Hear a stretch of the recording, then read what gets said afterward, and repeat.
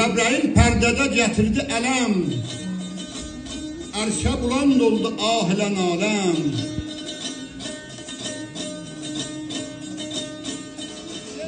Təkəllüf eyle ya haramlar deme, külli ibadetin haber gösterir.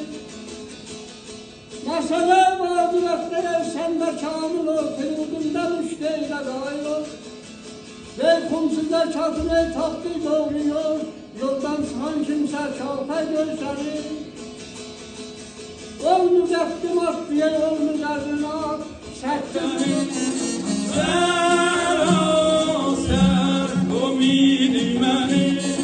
Vallah keçərəm canıma, keçmərəm gözəl ilanıma, dökülə qanım bu canıma, canıma, canıma.